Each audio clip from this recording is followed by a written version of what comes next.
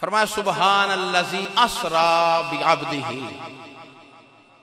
क्या बात है मेरे मुस्तफा दी, मोइजा बयान करना मुस्तफा दा ते अपनी जात तो काम शुरू किया मेरे रब ने। फरमाया पाके ओ जात, सुबहानल्लज़ी असरा, पाके ओ जात जिन्हें सैर कराई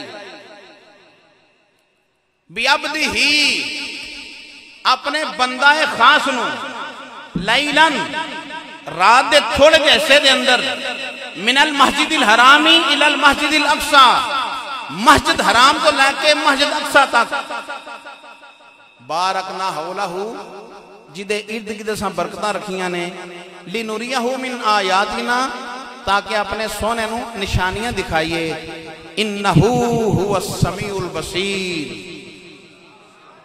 बेशक वो समीउ बसीर है, सुनन वाला है और देखने वाला है।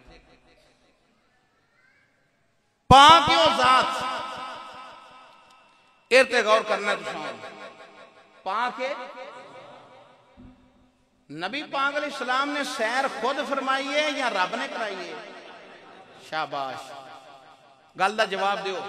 हजूर दा दावा है या रब दा दावा? खुदा दा है कि मैं सैर कराना ला, क्यों की नहीं कर सकता? रब की नहीं कर सकता? मौलवी ने पूछ के मैनू दस दियो, जेड़ा मौइज़ा मेराज दा इनकार पिया करदा है। रब फरमांदा पाक ओ जात जिन्ने जिन्ने जिन्ने और जिन्ने सैर कराई बिअब्दिही अपने बंदाए खास नू, बिअब्दिही रब ने क्यों लियांदा? इस वास्ते को ख्वाब दा तसव्वुर ना करे। अबद दा इतलाक, अबद दा लफज रूह और जिस्म ते आउंदा है। रूह माल जिस्म, रूह भी होवे ते जिस्म भी होवे ते की क्या जांदा है?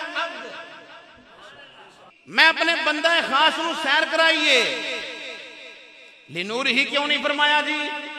फरमाया इस वास्ते, उलमा फरमाते ने इस वास्ते कि बिअब्दिही, इस वास्ते फरमाया को ये ना समझे कि रूह गई है।